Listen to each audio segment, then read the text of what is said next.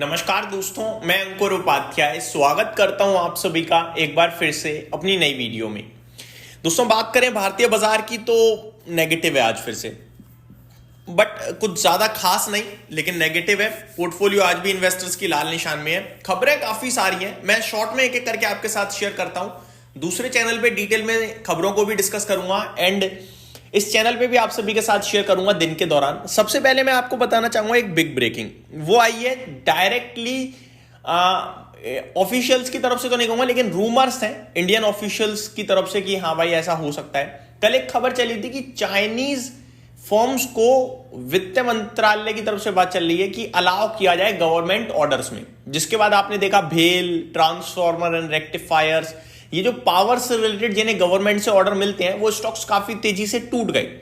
लेकिन आज क्लियरिटी आ रही है कि ऐसा कुछ नहीं है, कोई अलाउ नहीं करने की बात चल रही है। हाँ, वित्त मंत्रालय में एक इनिशियल लेवल पे ये जरूर डिस्कशन हुआ है कि किसी पर्टिकुलर क्षेत्र में चाइनीज फर्म्स को कुछ शर्तों के साथ अलाउ किया जा सकता है क्या, ये विचार हुआ है। और ये सब इतना इजी नहीं होगा, चाइना को इतनी जल्दी अलाउ नहीं करेगी सरकार। ये सब वित्त मंत्रालय से शुरू हुआ है, मैटर जब पहुंचेगा वो पीएमओ से ही पहुंचेगा, तो पीएमओ ऑफिस तक जाते जाते बात टूट जाएगी मुझे लग रहा है। और जो भी होगा वो आपके साथ टाइमली डिस्कस करूंगा, बट अभी के लिए क्लियरिटी है कि ऐसा कुछ भी नहीं है। इसीलिए आप नोटिस कर रहे हो आज उन स्टॉक्स में वापस रिबाउंड आ रहा है।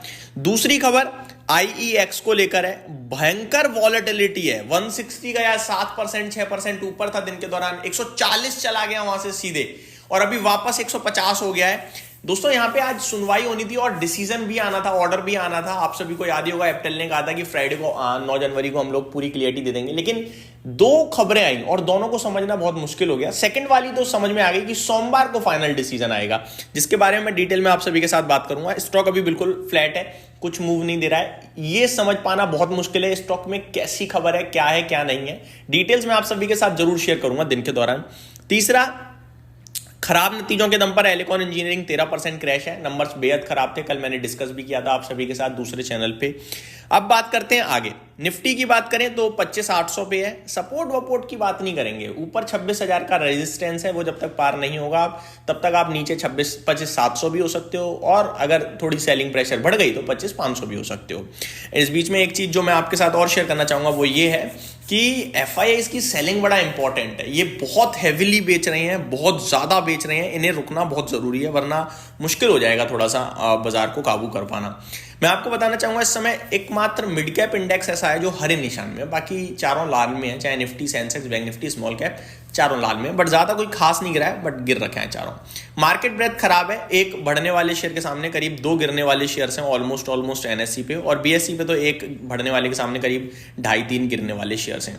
सेक्टर्स की बात करूं तो एक पीएसयू बैंकिंग इंडेक्स है जो 1% ऊपर है, आईटी है जो 1% ऊपर है, मेटल्स है जो फ्लैट टू पॉजिटिव है, और मिड कैप भी फ्लैट टू पॉजिटिव है, बाकी सब है लाल निशान में। रियल एस्टेट में थोड़ी बड़ी गिरावट है 0.2% की, बाकी फाइनेंशियल सर्विसेज और एफएमसीजी इंडेक्स 0.4% डाउन है, निफ्टी बैंक मीडिया 0.36% डाउन है, बाकी फ्लैट टू नेगेटिव है। बात करें टॉप स्टॉक्स की तो मजगा आज शिपिंग स्पेस अच्छा कर रहा है, मजगा और डॉक देख लीजिए आप, गार्डन शिप बिल्डर्स, तो ये दोनों ही अच्छा कर रहे हैं। Petronet, LNG, Indian bank, Ashok Leyland में भी बढ़िया तेजी देखने को मिल रही है। गिरावट हो रही है दोस्तों आज आपके लिए एलिकॉन इंजीनियरिंग में खराब नतीजों की वजह से 13% crash, power India 5% crash, Godrej properties 4%, GE Vernova 5% और तेजस नेटवर्क्स भी 4% नीचे है। आज इस कंपनी के नतीजे भी आने हैं, मैं आपको ये भी बताना चाहूंगा। एक बार रिजल्ट कैलेंडर देख लेते हैं आज का। अभी वैसे 2-3 ही नंबर्स हैं, मंडे से फुल फ्लैज रिजल्ट सीजन शुरू हो जाएगा। आज की बात करूं तो Indian renewable energy IREDA, simple IREDA के नतीजे आने आज, एक तो तेजस नेटवर्क्स के नंबर्स आने और ग्लोबस स्पिरिट्स के नंबर्स आने। ये कुछ बड़े नाम है जिनके आज नतीजे आते हुए दिखेंगे। ब्रोकरेज हाउसेस की तरफ चलते हैं बिना देरी के। ब्रोकरेज हाउसेस की बात करी जाए दोस्तों तो कहां पे रिपोर्ट आई है, चलिए पढ़ते हैं। सबसे पहले भेल, यूबीएस की तरफ से बाय की रेटिंग है 375 के लिए। रिलायंस पे गोल्डमैन सैक्स की तरफ से बाय की रेटिंग है 1835 के लिए। इटर्नल पे गोल्डमैन सैक्स बाय कह रहे हैं, प्राइस टारगेट कट करा है, लेकिन प्राइस टारगेट कितना कट करा है वो मैं आपके साथ शेयर करना चाहूंगा। 390 से 375 कर दिया है। आईडीएफसी फर्स्ट बैंक पे जेपी मॉर्गन की तरफ से ओवरवेट की रेटिंग है 104 के लक्ष्य के साथ। आईडीएफसी फर्स्ट बैंक पे इन्वेस्टेक की तरफ से भी बाय की रेटिंग है 98 के लिए। पेट्रोनेट एलएनजी पे जेपी मॉर्गन की तरफ से अपग्रेड किया गया है ओवरवेट, टारगेट प्राइस भी रेस किया गया है 335 के लिए। अपोलो हॉस्पिटल पे मैक्वायरी की तरफ से मेंटेन करी गई है अंडर परफॉर्म के लिए रेटिंग, लेकिन टारगेट थोड़ा हाइक किया है, पहले 5700 था, अभी 6230 का है। मैक्स हेल्थ पे मैक्वायरी ने अंडर परफॉर्म की रेटिंग को बरकरार रखा है, टारगेट यहां भी थोड़ा हाइक कर दिया है 615 से 825, दोनों ही अपने टारगेट से ऊपर ट्रेड कर रहे हैं I think. Vishal mega mart JP Morgan की तरफ से रेटिंग आई है ओवरवेट की 158 के व्यू के साथ। इंडियन होटल्स पे जेपी मॉर्गन ने ओवरवेट की रेटिंग दी है 805 के लिए। ट्रांसफॉर्मर एंड रेक्टिफायर्स पे इनक्रेड ने रिड्यूस की रेटिंग को बरकरार रखा है 200 के व्यू के साथ। नवीन फ्लोराइन पे एचडीएफसी सिक्योरिटीज ने मेंटेन करी है बाय की रेटिंग 7000 के व्यू के साथ। पीटीसी इंडस्ट्रीज पे गोल्डमैन सैक्स की तरफ से बाय की रेटिंग को बरकरार रखा गया है, टारगेट प्राइस दिया गया है 24,725 का।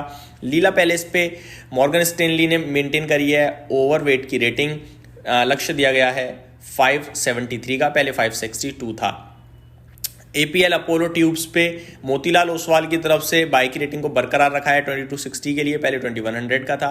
एमएनएम पे मोतीलाल ओसवाल की तरफ से बाय की रेटिंग है 4521 के लिए। वेस्ट लाइफ फूड वर्ल्ड पे गोल्डमैन सैक्स की तरफ से कट करी गई है, न्यूट्रल की रेटिंग करी गई है 550 के व्यू के साथ। तो ये कुछ स्टॉक्स हैं। जेएम फाइनेंशियल्स की मीशो पे रेटिंग आई है, रिड्यूस की रेटिंग 170 का व्यू रखा गया है। तो ये कुछ स्टॉक्स हैं जहां पे आज ब्रोकरेज हाउसेस की तरफ से रेटिंग आते हुए दिखी है। मार्केट बिल्कुल फ्लैश डिस्कसिंग करने योग्य नहीं है। यहीं समाप्त करते हैं इस वीडियो को। उम्मीद करता हूँ डिटेल्स पसंद आई होंगी। Thank you so much for watching this video. Have a great day guys.